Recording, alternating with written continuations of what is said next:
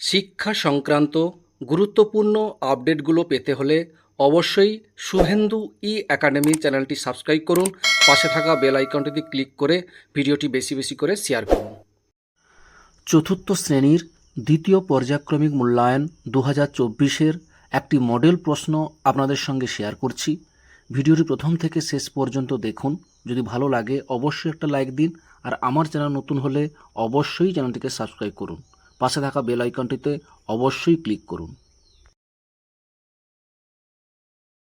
এই ভিডিওতে জানিয়ে দেব যে চতুর্থ শ্রেণীর যে দ্বিতীয় পর্যায়ক্রমিক মূল্যায়ন হবে সেই পরীক্ষায় কত নাম্বারের প্রশ্ন থাকবে এবং প্রশ্নপত্র কেমন হবে বিস্তারিত আমরা জানবো।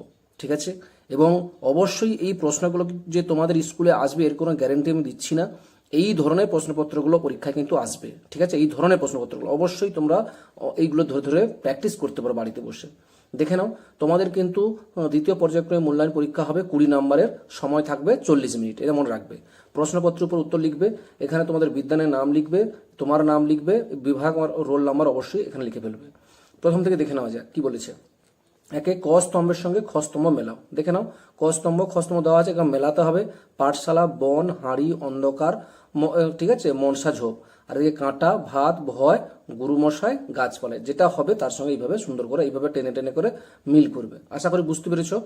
আচ্ছা, দুইয়ের দাগে কি বলেছে, পাশের শব্দজুড়ি থেকে ঠিক শব্দ বেছে নিয়ে বাক্যটি সম্পূর্ণ করো। এখানে দেখো ডান দিকে শব্দজুড়ি দেওয়া হয়েছে অনেকগুলো, যেমন ধারালো, অসাড়, মধুর, শোঁ, মনসা ঝোপ, আর এদিকে এই ফাঁকা এই যে শূন্যস্থান পূরণ দেওয়া হয়েছে এই শব্দজুড়ি থেকে নিয়ে এসে এই শূন্যস্থানগুলো সুন্দর করে উত্তরগুলো করতে হবে। অর্থাৎ পাতার ফাঁক দিয়ে বাতাস বয় ড্যাশ, অবশ্যই হবে নিশ্চয়ই সমস্যা।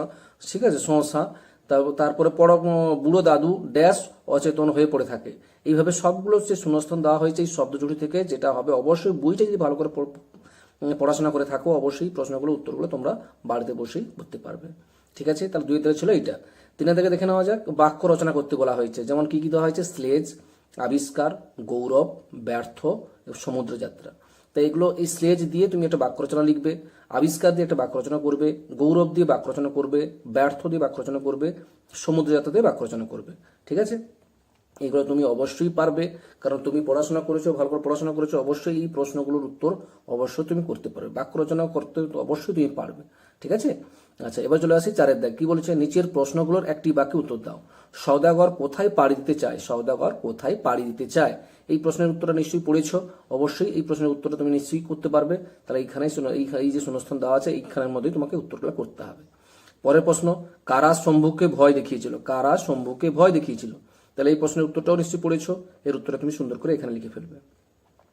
এবার দেখো 5 দাগে বিপরীত অর্থ শব্দ, বিপরীত শব্দ লিখতে বলা হয়েছে। গরম, বন্ধ, ভারী। এই গরমের বিপরীত কি হবে, বন্ধর বিপরীত কি হবে, ভারীর বিপরীত কি হবে, এগুলো নিশ্চয়ই জানো। অবশ্যই এগুলো ভালো করে তুমি পড়বে, বইটা ভালো করে ফলো করবে, এবং এই যে প্রশ্নপত্রটা দিলাম এই প্রশ্নপত্রটা বাড়িতে বসে ভিডিওটা পজ করে করে এই প্রশ্নের উত্তরগুলো সুন্দর করে বাড়িতে বসে প্র্যাকটিস করে নিও। আশা করি বুঝতে পেরেছো। ব্যাস, এই হচ্ছে টোটাল তোমাদের 20 নম্বরের বাংলার প্রশ্ন। প্রশ্নপত্র কেমন হয়েছে অবশ্যই কমেন্ট করে জানাবে। এরপর চলে আসছি ইংরেজি প্রশ্ন। ইংরেজি প্রশ্ন ঠিক একই রকম। ইংরেজিতে নিশ্চয়ই জানো ইংরেজি প্রশ্নপত্র, এই প্রশ্নপত্রের উপর তোমাদেরকে উত্তরগুলো করতে হবে। অবশ্যই এই প্রশ্নপত্রের উপর তোমার নাম লিখবে, তোমার স্কুলের নাম লিখবে, রোল নাম্বার এবং সেকশন যদি থাকে অবশ্যই এগুলো লিখে ফেলবে। এটাও তোমাদের 20 নম্বরের পরীক্ষা হবে। এখানে দেখে না যাও কি আছে। এখানেও সেই প্রথম কোশ্চেন একই রকমই আছে, match column A with column B, অর্থাৎ কালাম এ এখানে দেওয়া আছে আর কালাম বির সঙ্গে ম্যাচ করবে, কোনটার সঙ্গে কোনটা মিল হবে সেটা তোমাকে ম্যাচ করতে হবে।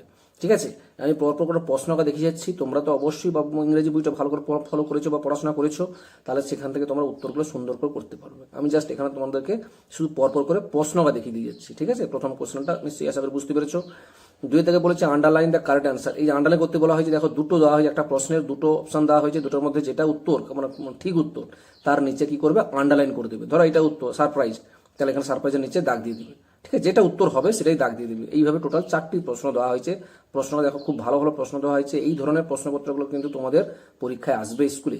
ঠিক আছে, ওই ধরনের প্রশ্নপত্রগুলো আসবে। অবশ্যই এই ধরনের প্রশ্নগুলো তোমরা প্র্যাকটিস করে গিয়ে।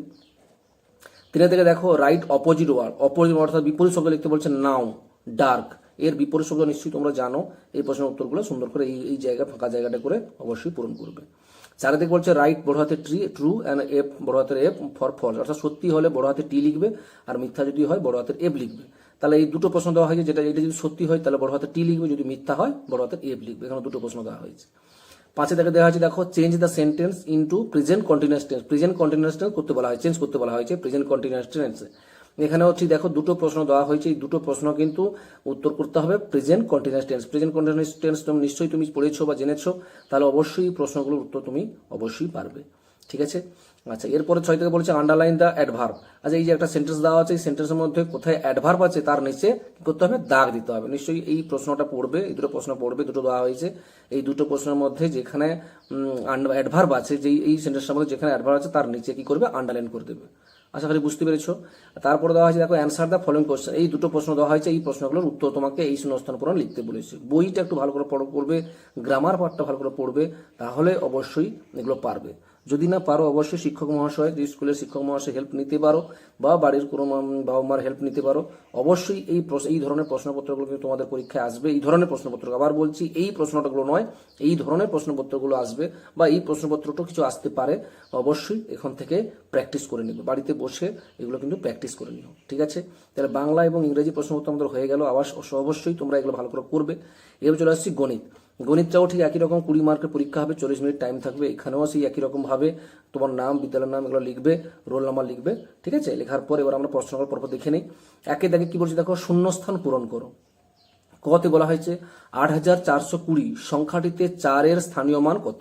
তাহলে 8420 এর সংখ্যাটিতে 4 এর স্থানীয় মান কত। এই যে 4, এই দেখো একক দশক শতক কত হবে, 4 এর স্থানীয় মান 400, তাই তো, এখানে লিখে ফেলবে।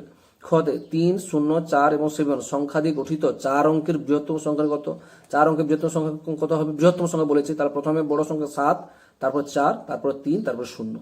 তাহলে এটাই হচ্ছে বৃহত্তম সংখ্যা, অর্থাৎ 7430। এখানে লিখবে 7430। 1000 মিলিলিটার, মিলিলিটার থেকে লিটারে যাব, মিলিলিটার থেকে লিটার যেতে কি করতে হয় নিশ্চয়ই তোমরা জানো। বইটা ভালো করে পড়বে, প্র্যাকটিস করবে, অবশ্যই প্রশ্নের উত্তরগুলো তোমরা পেরে যাবে। তারপর দেখো লব বলেছে 3 হর 7 হলে ভগ্নাংশের কত হবে। লব 3 হর 7 হলে ভগ্নাংশের কত হবে, নিশ্চয়ই জানো, লব বাই হর হয়, অর্থাৎ 3/7 উত্তর হবে। তারপর দেখো 10 গুণিতক 5 যুক্ত 6 কত হবে। 10-এর সঙ্গে 5 গুণ করলে হবে কত হবে, 10 5 50 আর 6 মানে 56, এখানে হবে 56। তাহলে শূন্যস্থান পূরণ করে নিশ্চয়ই আশা করি বুঝতে পেরে গেছো। এবার চলে আসি 2 দাগে বলছে বিবৃতির সত্য না মিথ্যা লিখবে। যদি সত্য হয় সত্য লিখবে, আর মিথ্যা হলে মিথ্যা লিখবে। কতে বলেছে 999 এর পরের সংখ্যাটি 3 অঙ্ক বিশিষ্ট। দেখো 999 এটা কিন্তু 3 অঙ্ক বিশিষ্ট, এর পরের সংখ্যা কত হবে, পরের সংখ্যা নিশ্চয়ই হবে 1000। 1000 কিন্তু 4 অঙ্কের, তাহলে এটা কিন্তু কি হবে, মিথ্যে হবে। বুঝতে পেরেছো। আচ্ছা 100 মিটার সমান 1 সেন্টিমিটার কি হবে। আমি সবগুলো কিন্তু বলছি না, তোমরা কিন্তু অবশ্যই ভালো করে করবে। আমি সব বলে দিলে তোমরা কি করবে, অবশ্যই তোমরা ভালো করে 100 মিটার সমান 1 সেন্টিমিটার, এটা সত্য না মিথ্যা অবশ্যই করবে। পরের প্রশ্ন বলছে 9 গুণিতক 11 গুণফলটি 7 গুণিতক 11 গুণফল থেকে 22 বেশি। 9-এর সঙ্গে 11 গুণ করলে কত হয়, 11 9 99, আর 7-এর সঙ্গে 11 গুণ করলে কত হবে, 11 7 77। তাই 99 থেকে 77 বিয়োগ করলে কত হচ্ছে, 77, আর 99 22ই হবে। তাহলে এই গুণফলটি এই গুণফল থেকে 22 বেশি, এই গুণফলটি অবশ্যই এই গুণফল থেকে অবশ্যই 22 বেশি, এটা কিন্তু সত্য। এটার সঙ্গে এটা গুণ করলে 99, আর এখানে 77 বিয়োগ করবে 22 হচ্ছে, তাহলে এই গুণফলটা এই গুণফল থেকে 22 বেশি অবশ্যই হবে, এটা হবে সত্য। 3 গুণিতক 1000 গ্রাম সমান 3 কিগ্রা। ঠিক আছে, 3 কিলোগ্রাম, 3 কিলোগ্রাম মানে জানো 3000 গ্রাম, তাহলে এটাই হবে, এটাও সত্য। 999 হলো 3 অঙ্ক বৃহত্তম সংখ্যা। 999 হলো 3 অঙ্কের বৃহত্তম সংখ্যা, অবশ্যই 3 অঙ্কের বৃহত্তম সংখ্যাটা হচ্ছে 999, তাহলে এটাও কিন্তু হবে সত্য। তাহলে আমি প্রায় সবগুলো অঙ্ক আমি বলে দিলাম, অবশ্যই এগুলো ভালো করে বাড়িতে বসে অবশ্যই প্র্যাকটিস করবে। 3 থেকে বলেছি দেখো প্রশ্নের অঙ্কের উত্তর দাও। চিকুর 5 মিটার লম্বা একটা সবুজ ফিতে আছে, সে তার থেকে 2 মিটার 30 সেন্টিমিটার দৈর্ঘ্যের একটি টুকরো কেটে নিলে কতটা লম্বা সবুজ ফিতে পড়ে থাকবে। তাহলে কি করতে হবে, 5 মিটার থেকে বিয়োগ করতে হবে, বিয়োগ করলেই উত্তরটা পেরে যাবে। পরে প্রশ্ন বলেছে আজ শিক্ষক দিবস, আমাদের স্কুলের প্রধান শিক্ষক স্কুলের প্রত্যেক শিশুকে লজেন্স ও বিস্কুট খাওয়াবেন। দিদি দোকান থেকে 370 টাকার বিস্কুট 775 টাকার লজেন্স কিনবেন। দিদির কাছে 1000 টাকা আছে, আর কত টাকা লাগবে। তাহলে বুঝতেই পেরেছে 670 আর 775 টাকাকে যোগ করবে, যোগ করে যেটা হবে তার সঙ্গে 1000 বিয়োগ করে দেবে, করলে যেটা পড়ে থাকবে সেটাই আর এত টাকা লাগবে পাওয়া যাবে। ঠিক আছে, আশা করি বুঝতে পেরেছো।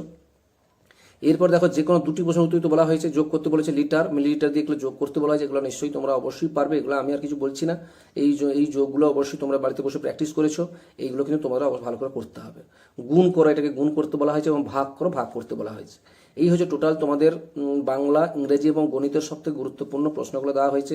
প্রশ্নগুলোর মধ্যে কোন প্রশ্ন ভালো লেগেছে বা কোন প্রশ্ন ভালো হয়েছে অবশ্যই কমেন্ট করে জানাবে। এরপর চলবো আমাদের পরিবেশ। আমাদের পরিবেশ এটাও তোমাদের 20 নম্বর পরীক্ষা হবে, আর 40 মিনিট টাইম থাকবে, তার মধ্যে উত্তরগুলো কিন্তু করতে হবে তোমাদেরকে। দেখো প্রথম প্রশ্ন কি বলেছে, সঠিক উত্তর লেখো। কেমন গ্রহ, গ্রহদের নাম। ঠিক আছে, কেমন গ্রহ মানে সূর্য ও পৃথিবীর মাঝে থাকা গ্রহ, সেই তার নাম কি।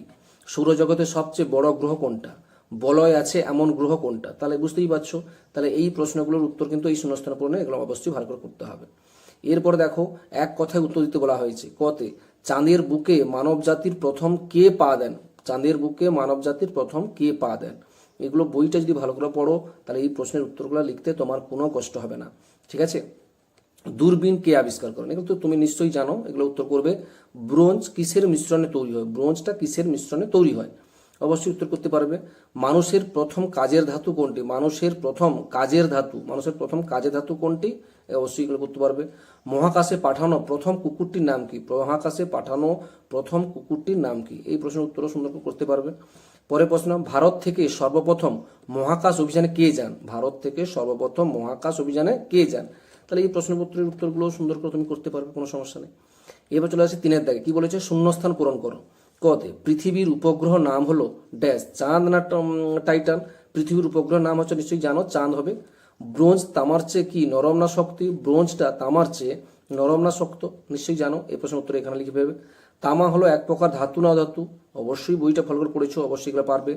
রেল ইঞ্জিন কারখানা আছে ড্যাশ, চিত্তরঞ্জনা তারকেশ্বরে, অবশ্যই হবে চিত্তরঞ্জনে। শনি গ্রহের সন্ধান গেছে, কিউরিওসিটি না ক্যাসিনি, কোনটা হবে নিশ্চয়ই জানো, বইতেই আছে। টুসু পরব হয় পৌষ মাসে না ভাদ্র মাসে, অবশ্যই হবে পৌষ মাসে। ভালো করে অবশ্যই এগুলো ভালো করে প্র্যাকটিস করবে, বইটা থেকে ভালো করে উত্তরগুলো পড়বে। যদি তুমি পরিবেশ বইটা ভালো করে পড়ে থাকো, এই প্রশ্নের উত্তরগুলো লিখতে তোমার কোনো কষ্ট হবে না। প্রশ্নগুলো খুব ভালো ভালো প্রশ্ন দেওয়া হয়েছে, এগুলো অবশ্যই ভালো করে প্র্যাকটিস করো। এরপর দেখো বাম দিকের সঙ্গে ডান দিকে, এখানে বাম দিকে কিছু দেওয়া হয়েছে, ডান দিকে কিছু দেওয়া হয়েছে। এখানে বাম দিকে ডান দিকে মেলাতে বলছে। কি কি দেওয়া হয়েছে, মালদা, পুরুলিয়া, কলকাতার কুমারটুলি, ধনেখালি, বিষ্ণুপুর। আর এদিকে আছে ঝুমুর, তাঁত, সিল্ক শাড়ি, গম্ভীরা, মৃৎশিল্প। তা মালদাতে কি হবে, পুরুলিয়াতে নিশ্চয়ই জানো, পুরুলিয়াতে কি হয়, পুরুলিয়া ঝুমুর নাচ, এই দেখো ঝুমুর নাচ। এই যে কুমারটুলি, কলকাতা কুমারটুলিতে কি হয়, মৃৎশিল্পী। কলকাতা কুমারটুলিতে মৃৎশিল্পী। যেটা যেটা হবে তার সঙ্গে সেইভাবে সুন্দর করে পরপর করে মিলিয়ে দেবে। ঠিক আছে, ব্যাস এই হচ্ছে টোটাল তোমাদের আমাদের পরিবেশ যে প্রশ্নপত্রটা, তার পরিবেশের প্রশ্ন। তোমাদের এই প্রশ্নপত্র কেমন লাগলো অবশ্যই কমেন্ট করে জানাবে। ঠিক আছে, যদি ভালো লাগে অবশ্যই একটা লাইক দিও। এরপরে চলে যাবো শেষ প্রশ্ন, স্বাস্থ্য ও শারীর শিক্ষা। এখানেও তোমাদের কিন্তু 20 নম্বরের পরীক্ষা হবে, 40 মিনিট টাইম থাকবে, তার মধ্যে উত্তরগুলো কিন্তু করতে হবে। ঠিক আছে, এবার একের দাগ কি বলেছে দেখো, সঠিক উত্তরটি খুঁজে বার করে শূন্যস্থান পূরণ করো। এখানে দুটো করে মানে অপশন দেওয়া হয়েছে, তার মধ্যে যেটা উত্তর হবে সেটা এখানে শূন্যস্থানে পূরণ করতে হবে। প্রথম প্রশ্ন কতে কি বলেছে, খাবার লবণ অবশ্যই ড্যাশ যুক্ত হবে, শর্করা না আয়োডিন, অবশ্যই উত্তরটা হবে আয়োডিন। পরের প্রশ্ন, অতিরিক্ত পরিমাণ ঠান্ডা পানীয় গ্রহণে মেদ বৃদ্ধি হতে ড্যাশ পারে না পারে। রান্নাঘরে ড্যাশ উনুনের ব্যবস্থা রাখতে হবে, ধোঁয়া যুক্ত না ধোঁয়াহীন, অবশ্যই হবে ধোঁয়ায়, রান্নাঘরে ধোঁয়াহীন উনুনের ব্যবস্থা রাখতে হবে। পরের প্রশ্ন, মিড ডে মিল খাওয়ার আগে সকল শিক্ষার্থীদের সাবান দিয়ে হাত ধুতে ড্যাশ হবে না, অবশ্যই হাত ধুতে হবে। মেধাধিক্য একটি ড্যাশ সমস্যা, অতি পুষ্টিজনিত না স্বল্প পুষ্টিজনিত, না স্বল্প পুষ্টিজনিত। ঠিক আছে, ব্যাস এই প্রশ্নের উত্তরগুলো সুন্দর করে বলে দিলাম। অবশ্যই এগুলো তো বইটা ভালো করে দেখে নেবে, সেখান থেকে উত্তরগুলো অবশ্যই মিলিয়ে নেবে। 2 থেকে দেখো, বিবৃতিটি সত্য না মিথ্যা লেখো। শৌচাগার পরিচ্ছন্ন বা ব্যবহারের যোগ্য রাখতে হবে, অবশ্যই সত্য। শৌচাগার সবসময় পরিষ্কার এবং ব্যবহার যোগ্য রাখতে হবে। পলিথিন ব্যবহার নিষিদ্ধ করা হবে না, পলিথিন ব্যবহার নিষিদ্ধ করতে হবে না, এটা একেবারে মিথ্যা। তাহলে এটা মিথ্যা, কারণ পলিথিন ব্যবহার নিষিদ্ধ করতে হবে। পালং শাক একটা ভিটামিনযুক্ত খাদ্য, অবশ্যই পালং শাক ভিটামিনযুক্ত খাদ্য, এটা সত্য। পুষ্টির অভাবে রাতকানা রোগ হয়, পুষ্টির অভাবেই রাতকানা রোগ হয়, এটা কিন্তু ঠিক নয়। পুষ্টির অভাবে রাতকানা রোগ, এটা কিন্তু ঠিক নয়। অতিরিক্ত শর্করা, ফ্যাট বা কার্বোহাইড্রেট জাতীয় খাদ্য গ্রহণের ফলে দেহে মেদ বৃদ্ধি হতে পারে, অবশ্যই এটা হবে সত্য। তাহলে এই প্রশ্নের উত্তরগুলো অবশ্যই বই দেখে ভালো করে উত্তরগুলো লিখে দেবে। এরপর বলছে ক স্তম্ভের সাথে খ স্তম্ভ দেখো, প্রোটিন, ভিটামিন, শর্করা, স্নেহ পদার্থ, আয়োডিন। এদিকে ভাত, খাবার লবণ, ডিমের কুসুম, মাংস, লাল শাক। তাহলে এগুলো কোনটা কি হবে নিশ্চয়ই তোমরা এগুলো জানো, ভালো করে অবশ্যই পড়বে। শর্করা জাতীয় খাদ্য, শর্করা, ভিটামিন কিসে আছে, ডিমের কুসুমে ভিটামিন আছে, এইগুলো আর কি। হ্যাঁ, এইগুলো যেটা হবে, যেমন আয়োডিনটা কোনটা, আয়োডিন হচ্ছে খাবার লবণ। এই ঠিক আছে, যেটার সঙ্গে আয়োডিনের সঙ্গে খাবার এইভাবে মিলিয়ে দেবে, যেটা ঠিক হবে সেটার সঙ্গে এইভাবে তীরচিহ্ন দিয়ে মিলিয়ে দেবে। ঠিক আছে, বুঝতে পেরেছো। এরপরে দেখো প্রশ্ন কিছু দেওয়া হয়েছে, দেখো নিম্নলিখিত প্রশ্নগুলো উত্তর দাও। 2টি প্রোটিনযুক্ত খাদ্যের নাম লেখো। আমাদের প্রতিদিন কত লিটার জল পান করা উচিত? বইটা একটু পড়বে, বই থেকে এই উত্তরগুলো পেয়ে যাবে। অবশ্যই বইটা ভালো করে পড়লে এই প্রশ্নের উত্তরগুলো বাড়িতে বসে প্র্যাকটিস করে নিতে পারো। পরের প্রশ্ন, মানুষের কি কি কারণে মেদ বৃদ্ধি হতো? মানুষের কি কি কারণে মেদ বৃদ্ধি হতো? দুটো প্রশ্ন দেওয়া হয়েছে, এগুলো বইতেই আছে, বইটা ভালো করে ফলো করলে অবশ্যই পেরে যাবে। তাহলে আজকের আমি এই ভিডিওতে চতুর্থ শ্রেণীর সেকেন্ড সামেটিভেশনের সমস্ত প্রশ্নের উত্তর মোটামুটি বলে দিলাম। অবশ্যই ভিডিওটি তোমাদের কেমন লাগলো কমেন্ট করে জানাবে, ভালো লাগলে অবশ্যই লাইক দিও, আর আমার চ্যানেল নতুন হলে অবশ্যই চ্যানেলটিকে সাবস্ক্রাইব করো। সকলে ভালো থাকো, সুস্থ থাকো, ধন্যবাদ।